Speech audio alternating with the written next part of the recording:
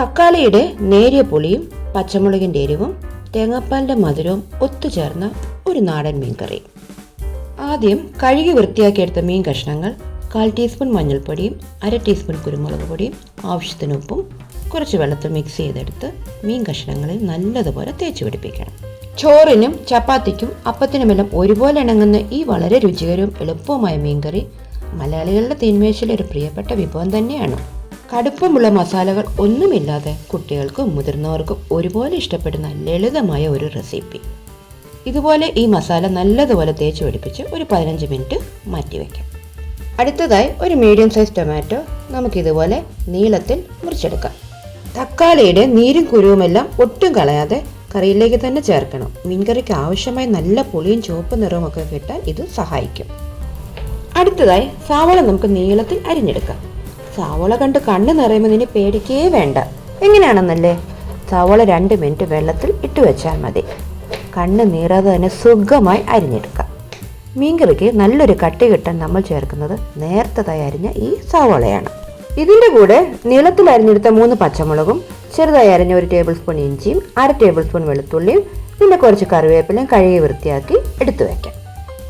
ഒരു പാനിൽ 3-4 table spoon oil ഒഴിച്ചു കൊടുക്കാം. വെയിറ്റ് ചെയ്യാം, എണ്ണ ചൂടായി വരട്ടെ.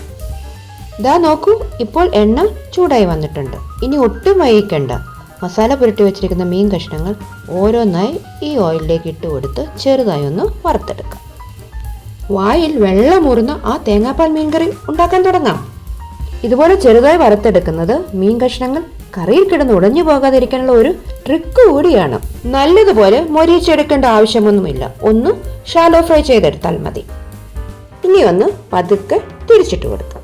ഇങ്ങനെ ചെറുതായി ഒന്ന് വറുത്തെടുത്താൽ മീൻ കഷ്ണങ്ങൾ കറിയിൽ കിടന്ന് ഉടഞ്ഞു പോകില്ലെന്ന് മാത്രമല്ല രുചി ഇരട്ടിക്കുകയും ചെയ്യും. ഇതുപോലെ 2 വശവും ഗോൾഡൻ കളറായി വരുമ്പോൾ നമുക്കൊരു പ്ലേറ്റിലേക്ക് മാറ്റി വയ്ക്കാം.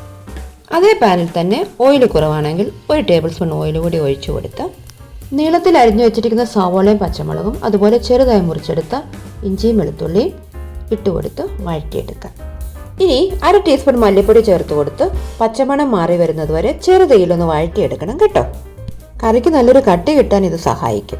അടുത്തതായി ഒരു പിഞ്ച് ഏലക്കാപ്പൊടി ഇട്ട് കൊടുക്കാം. കറിക്ക് നല്ലൊരു റോയൽ ഫ്ലേവർ തന്നെ ഇത് കൊടുക്കും. പൊടികൾ കരിഞ്ഞു പോകാതെ ചെറു തീയിൽ തന്നെ എല്ലാം ചേർത്ത് മൂപ്പിച്ചെടുക്കും. അടുത്തതായി നീളത്തിൽ അരിഞ്ഞു വെച്ചിരിക്കുന്ന തക്കാളി ചേർത്ത് കൊടുക്കാം. തക്കാളി വെന്തുടഞ്ഞ് ആ ചുവപ്പ് നിറവും പുളിയും ഗ്രേവിയിലേക്ക് ഇറങ്ങി വരണം. അതിനായി ഇതുപോലെ ചെറിയ തീ നല്ലതുപോലെ വഴറ്റിയെടുക്കാം. 1/2 കപ്പ് വെള്ളം കൂടി ഒഴിച്ചു കൊടുത്ത് നല്ലതുപോലെ ഇളക്കി യോജിപ്പിക്കാം. തക്കാളി വെന്തുടഞ്ഞു വരണം. ആവശ്യത്തിന് ഉപ്പും ചേർത്ത് ഒന്ന് യോജിപ്പിച്ച ശേഷം അടച്ചു വെച്ച് നമുക്കിതൊന്ന് വേവിച്ചെടുക്കാം. തക്കാളിയും ബാക്കി മസാലയും എല്ലാം കൂടി ചേർത്ത് നല്ലൊരു ഗ്രേവിയായി വരണം. ഒന്ന് കുറുകി വരട്ടെ. ഒരു 5 മിനിറ്റ് കഴിഞ്ഞ് തുറന്നു നോക്കാം. തക്കാളി മസാലയുമായി ചേർന്ന് ഗ്രേവി ഇപ്പോൾ നല്ലതായി കുറുകി വന്നിട്ടുണ്ട്. കാണാനും എന്ത് ഭംഗിയാണല്ലേ. ഏതൊരു കറിയാണെങ്കിലും അതിന്റെ ഭംഗി കൂടിയാകുമ്പോൾ ആർക്കായാലും ഒന്ന് കഴിക്കാൻ തോന്നിപ്പോകും. രുചി കൂടാനും ഇത് സഹായിക്കും.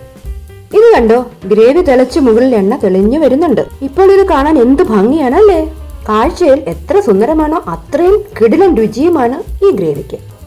ഇതിലേക്ക് ചെറുതായി വറുത്തെടുത്ത മീൻ കഷ്ണങ്ങൾ ചേർക്കാൻ സമയമായി. അപ്പോൾ അത് ചേർത്ത് കൊടുക്കാം. ഇതുപോലെ ഇറക്കി വെച്ച് കൊടുക്കണം. ഇനി നമ്മുടെ കയ്യിലുള്ള തവി ഉപയോഗിച്ച് ഇളക്കാതെ പതുക്കെ ഗ്രേവി മുകളിലേക്ക് കോരി ഒഴിച്ചു കൊടുക്കണം. എന്നാൽ മാത്രമേ മീനിലേക്ക് മസാലയും പുളിയും ഒക്കെ നന്നായി പിടിച്ച് യഥാർത്ഥ രുചി കിട്ടുകയുള്ളൂ. ഇനി 1 കപ്പ് കട്ടി തേങ്ങാപ്പാൽ ഈ മീൻകറിയുടെ മുകളിലേക്ക് പതുക്കെ ഒഴിച്ചു കൊടുക്കണം. കറിവേപ്പില കഴുകി വൃത്തിയാക്കി എടുത്തു വെച്ചിരിക്കുന്നതും വിതറി കൊടുക്കാം. 1 പിഞ്ച് കുരുമുളക് പൊടി കൂടി ഇട്ടുകൊടുത്ത് നമുക്കിതൊന്ന് അടച്ചു വയ്ക്കാം. തേങ്ങാപ്പാലിൻ്റെ നല്ല മണവും മസാലയും എല്ലാം മീനിലേക്ക് നന്നായി പിടിക്കട്ടെ. ഇനി തുറന്ന് നോക്കാം. 1 സ്പൂൺ ഉപയോഗിച്ച് മീൻ കഷ്ണങ്ങളുടെ മുകളിലേക്ക് ഇതുപോലെ നമുക്ക് ഗ്രേവി ഒഴിച്ചു കൊടുക്കാം. ഏത് കറിയാണെങ്കിലും തയ്യാറാക്കി കഴിഞ്ഞ ശേഷമുള്ള ഈ ഒരു കാഴ്ചയുണ്ടല്ലോ, അതാണ് നമ്മുടെ മനസ്സ് നിറയ്ക്കുന്നത്.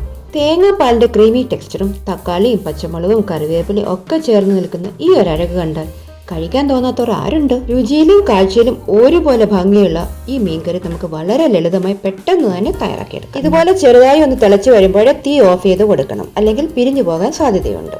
ഇനി ഒരു സെർവിംഗ് ഡിഷിലേക്ക് ചൂടോടെ വിളമ്പാം. എല്ലാവരും ഇത് വീട്ടിൽ ട്രൈ ചെയ്ത് നോക്കണം. റെസിപ്പി ഇഷ്ടപ്പെട്ടെങ്കിൽ ഫ്രണ്ട്സിന് ഷെയർ ചെയ്ത് കൊടുക്കാനും മറക്കരുത്. അടുത്ത തവണ മീൻകറി ഉണ്ടാക്കുമ്പോൾ ഈ രീതിയിലൊന്ന് ഉണ്ടാക്കി നോക്കൂ. കഴിക്കുന്നവർക്ക് തീർച്ചയായും ഇഷ്ടപ്പെടും. ആസ്വദിച്ച് കഴിക്കൂ. മറ്റൊരു കിടിലൻ റെസിപ്പിയുമായി വീണ്ടും കാണാം. ഇതുപോലെ കൊതിയൂറും വിഭവങ്ങൾക്കായി സബ്സ്ക്രൈബ് ചെയ്ത് കൂടെ ഉണ്ടാകണം.